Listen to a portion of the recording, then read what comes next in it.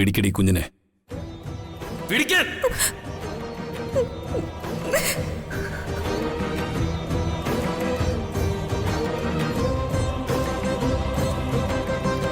ഇന്നു മുതൽ ഈ കുഞ്ഞിന്റെ അമ്മ നീ ആയിരിക്കും. നീ.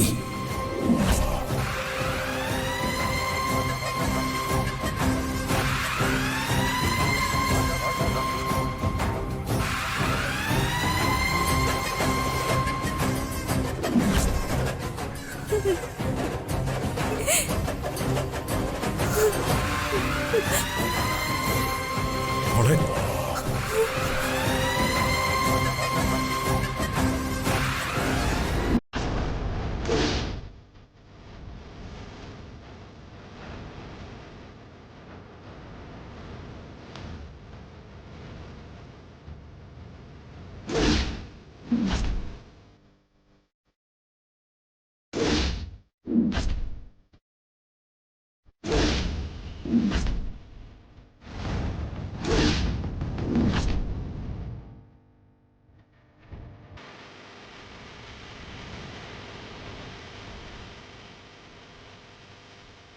ഏട്ടൻ.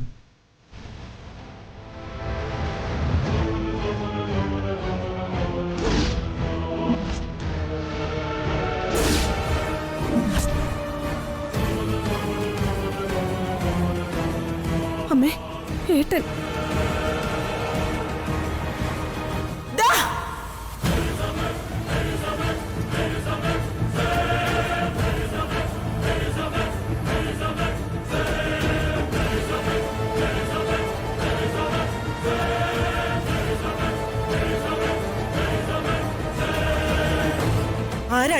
ആരാടാ നിന്നെ ഇങ്ങോട്ട് ക്ഷണിച്ചത്?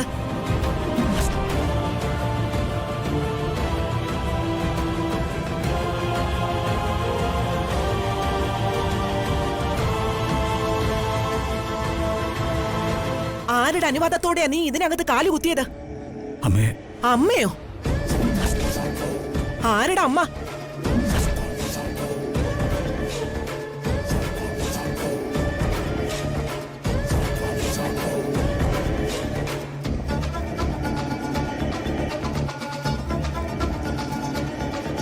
ഞാൻ നിന്റെ അമ്മയൊന്നുമല്ല. എനിക്ക് 2 മക്കളുണ്ട്, നന്ദിനി ഉൾപ്പെടെ 3.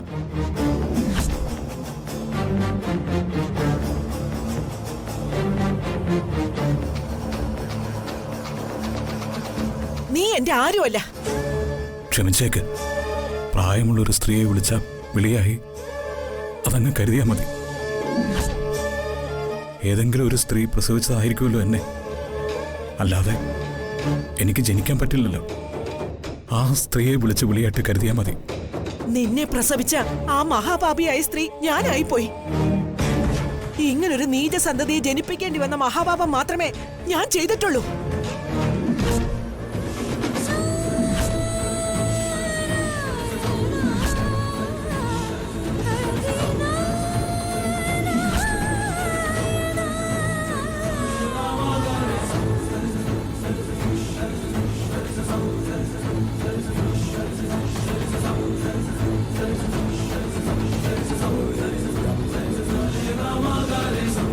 ആ പാപം ഞാനായിട്ട് തന്നെ പണ്ടേ കഴുകി കളഞ്ഞതാ. മനസ്സിൽ നിന്റെ പട്ടട ഒരുക്കി മകനെ കത്തിച്ചു കളഞ്ഞ ഒരമ്മയാടാ ഞാൻ.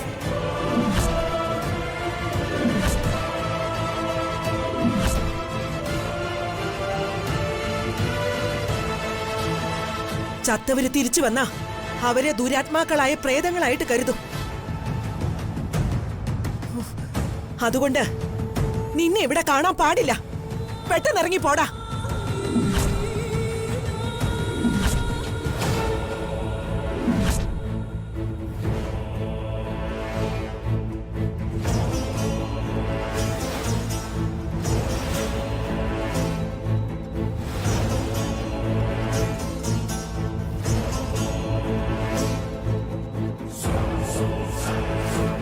ചെമ്പകമംഗലത്തെ രാജലക്ഷ്മി അമ്മയ്ക്ക് ഞാൻ മരിച്ചുപോയ മകനാണ്. അല്ലെങ്കിൽ കൊന്നുകളഞ്ഞ മകനാണ്. സമ്മതിച്ചു. അമ്മ മകനായ എന്നെ മനസ്സിൽ നിന്ന് തുടച്ചു മാറ്റിയതുപോലെ എനിക്ക് എൻ്റെ മകളെ മാറ്റിക്കളയാൻ പറ്റില്ല.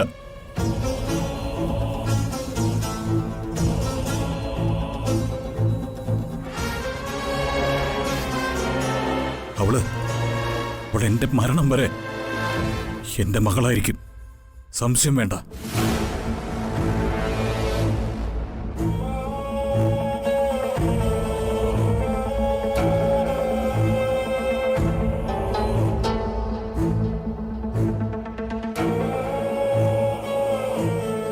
നിന്റെ വിശദീകരണ പ്രസംഗം ഒന്നും എനിക്ക് കേക്കണ്ട.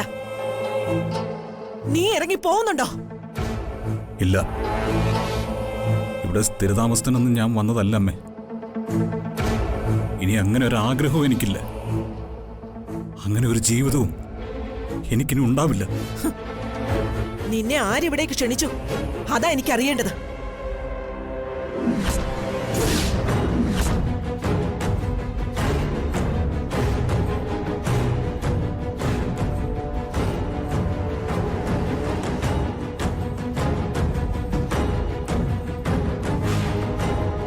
ഞാൻ വന്നത് എൻ്റെ മകളുടെ ജീവിതത്തിലെ ഏറ്റവും നല്ലൊരു മുഹൂർത്തത്തിന് സാക്ഷിയാവാൻ വേണ്ടിയായിരുന്നു.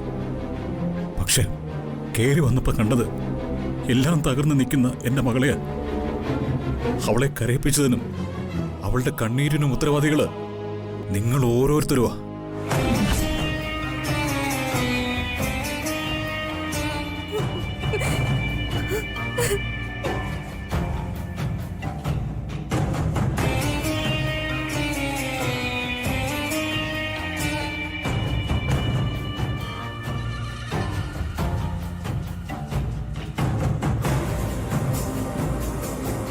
അത് പറയാൻ നിങ്ങൾക്കെന്താ അർഹത?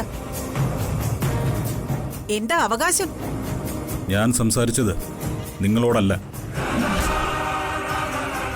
നിങ്ങളോട് സംസാരിക്കാൻ എനിക്ക് താല്പര്യവുമില്ല.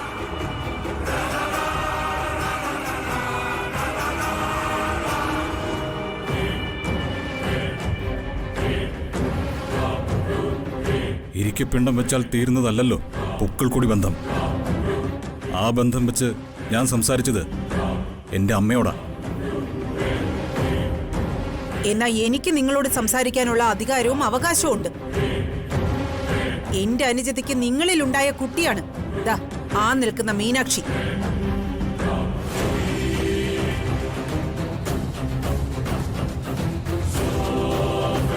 മാധുരിയുടെ ഭാര്യയായിരുന്നെന്ന് കരുതി മാധുരിയുടെ ചേച്ചിയോട് ഞാൻ വിധേയം കാണിക്കണമെന്നുണ്ടോ?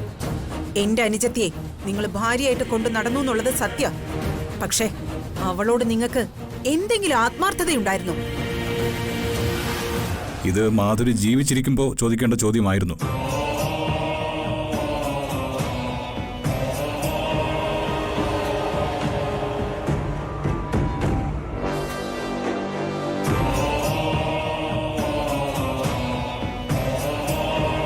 മാധുരി മരിച്ചുപോയി.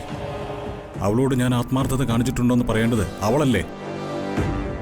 നിങ്ങൾ എന്റെ അനുജത്തിയോട് കാണിച്ചത് ശരിയായ സ്നേഹമായിരുന്നെങ്കിൽ നിങ്ങളിപ്പോ ഇവിടെ ഇങ്ങനെ നിൽക്കില്ലായിരുന്നു.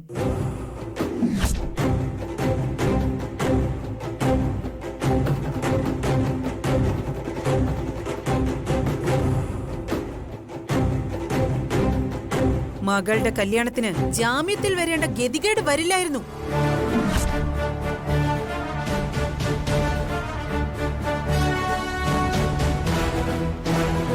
ഇത് ഗതികേടല്ല, ഇതെന്റെ വിധിയാ. മനുഷ്യ മനസ്സിൽ അടക്കി ഒതുക്കി വച്ചിരിക്കുന്ന വിഴുപ്പുകൾ പൊതുമധ്യത്തിൽ അലക്കുന്ന സംസ്കാരമല്ല എന്റേത്.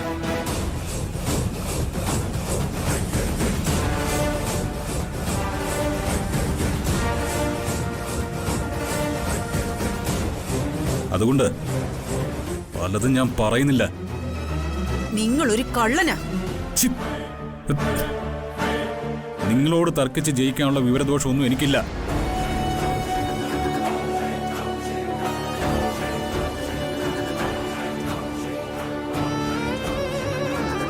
നിങ്ങൾ ഉപയോഗിക്കുന്ന ഭാഷയും എന്റെ കൈവശമില്ല. നിങ്ങളോടൊപ്പം തരം താഴാൻ എനിക്കൊരു താല്പര്യമില്ലാത്തതുകൊണ്ട് നമുക്ക് ഈ സംസാരം ഇവിടെ നിർത്താം. എന്താ നിനക്ക് പേടിയുണ്ടോ? വെറുതെ വിടില്ല നിങ്ങൾ എന്നെ.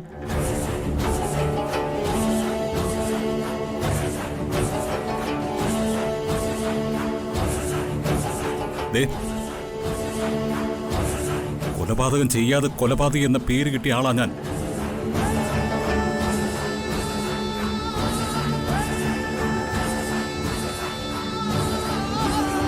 പക്ഷേ നിങ്ങളെ കൊന്നുവെന്ന കുറ്റം എനിക്ക് അപമാനം. അതുകൊണ്ട് ആ കൃത്യം നിങ്ങൾ എന്നെ കൊണ്ട് ചെയ്യിപ്പിക്കരുത്. എന്റെ അനുജത്തിയോട് നിങ്ങൾ എല്ലാവരും ചെയ്തതിന്റെ ശിക്ഷയാ ഇപ്പൊ ഈശ്വരൻ നിങ്ങൾക്ക് തന്നത്.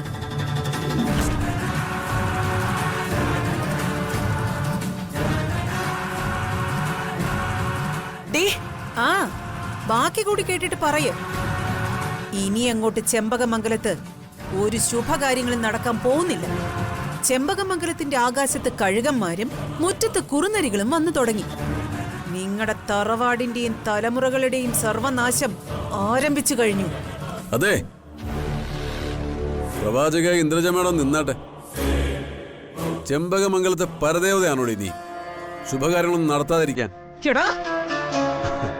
എന്റെ നേരെ വിരൽ ചൂണ്ടി സംസാരിച്ചാലേ നിന്റെ കൈ വെട്ടി ഞാൻ നിലത്തിടും. നിന്റെ ഈ വിരൽ ചൂണ്ടി സംസാരമൊക്കെ നിന്റെ കെട്ടിയോന്റെ അടുത്ത് മതി.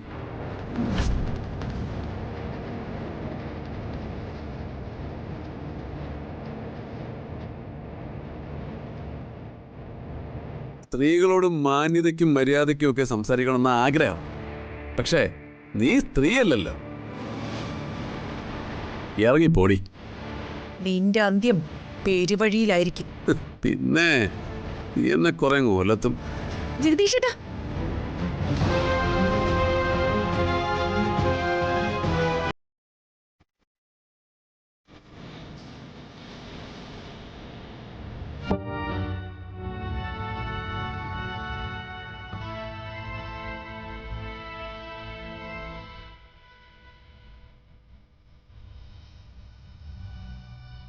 മീനാക്ഷി മൈഥിലിക്ക് സപ്പോർട്ട് നിന്നിരുന്നു എന്നതൊക്കെ ശരി തന്നെയാ.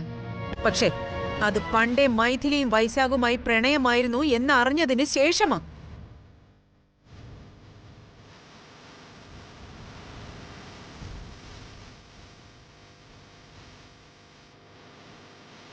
അതുകൊണ്ട് മീനാക്ഷി ചെയ്തത് വലിയൊരു അപരാധമൊന്നുമല്ല. അതുകൊണ്ട് തന്നെ എനിക്കൊരു കാര്യം പറയാനുണ്ട്. നീ അവളുടെ കഴുത്തിൽ കെട്ടിയിരിക്കുന്ന ആ താലി അധികകാലം അവളുടെ കഴുത്തിൽ കിടക്കാൻ ഈ ഇന്ദ്രജ സമ്മതിക്കില്ല.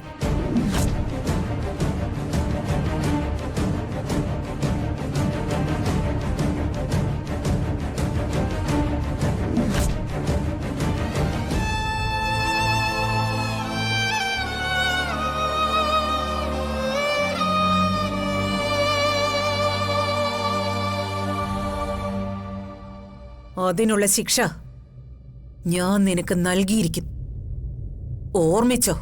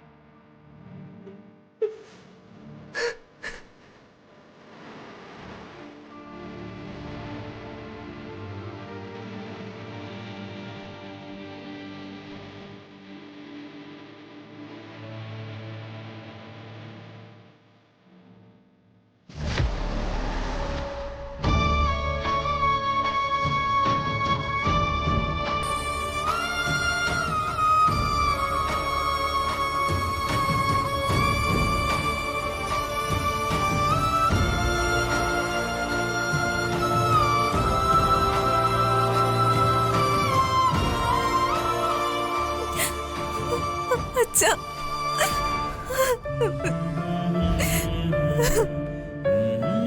മോളെ, മോളെ, എന്റെ പൊന്നു മോളെ, എനിക്ക് ഈ നിലയിൽ നിന്നെ കാണേണ്ടി വന്നല്ലോ. വേണ്ട, കൂടുതൽ സെന്റിമെന്റ്സ് ഒന്നും വേണ്ട.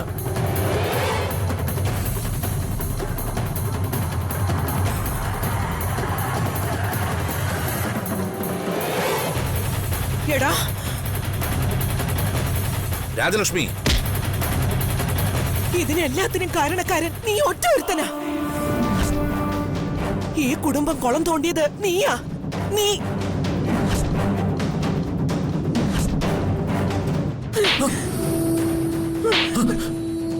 രാജലക്ഷ്മി അരുത്. എന്താ ഈ കാണിക്കുന്നത്? അമ്മേ, രാജലക്ഷ്മി അരുത്. ആരും എന്നെ തടയരുത്. ഇവനെ ഞാനിന്ന് കൊല്ലും. അമ്മേ, ഞാൻ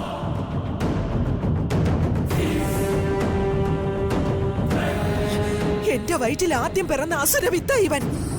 അസുരവിത്ത്. അമ്മേ, മിണ്ടരുത് നീ.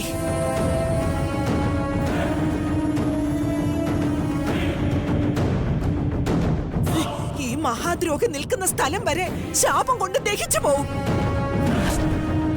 രാജലക്ഷ്മി വേണ്ട. വേണം. ഇവനെ ഞാൻ കൊല്ലും. ഇവനെ കൊന്നേ ഞാൻ അടങ്ങും.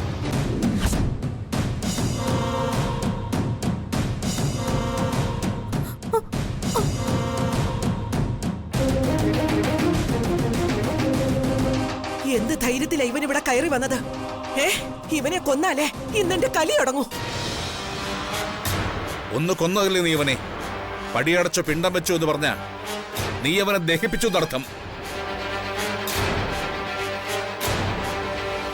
പിന്നെയും കൊല്ലാൻ നടക്കുന്നോ? വിടവനെ. വിടില്ല. അച്ഛനെയും അമ്മയും കുടുംബത്തെയും കൂടപ്പിറപ്പുകളെയും നശിപ്പിച്ച ഇവനെ ഇനി ഞാൻ ജയിലിലേക്ക് വിടില്ല. അമ്മേ, കൊല്ലും. അമ്മ കൊല്ലും ഞാൻ ഇവനെ. അവനെ ജനിപ്പിച്ച അവന്റെ അച്ഛനാണ് ഇടനെഞ്ച് തകർന്നിവിടെ നിൽക്കുന്നത്.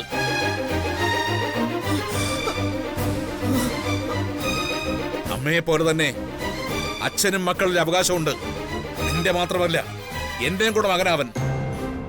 ഇവനെ പ്രസവിച്ചത് ഞാനാണെങ്കില് ഇവനെ കൊല്ലാനും എനിക്കറിയാം. ഒരു തെറ്റ് ചെയ്തു പോയി അവൻ.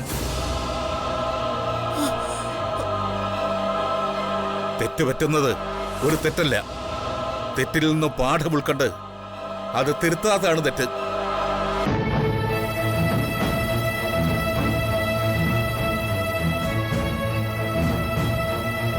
ചെയ്ത തെറ്റിന് അവൻ ശിക്ഷ അനുഭവിക്കുകയാണ്.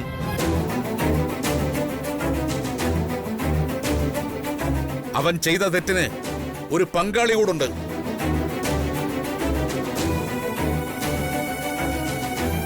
അവൻ ഇനിയെങ്കിലും മാപ്പ് കൊടുത്തൂടെ?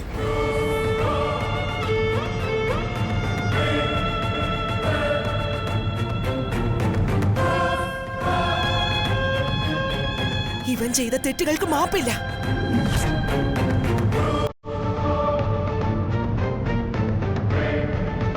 ഇനി ഇവന് മരണമാണ് ശിക്ഷ. അമ്മേ, താങ്ങാനാവില്ല എനിക്ക്. ഇത് കണ്ടു നിൽക്കാനും ആവില്ല എനിക്ക്. നീ അവനെ കൊല്ലും മുമ്പ് ഹൃദയം പൊട്ടി ഞാൻ അവിടെ വീഴും. ഈ വയസ്സിന്റെ ശവശരീരത്തിൽ ചവിട്ടിയൊന്ന് വേണം നീ അവനെ കൊല്ലാൻ. ദ്രോഹി, ദ്രോഹി.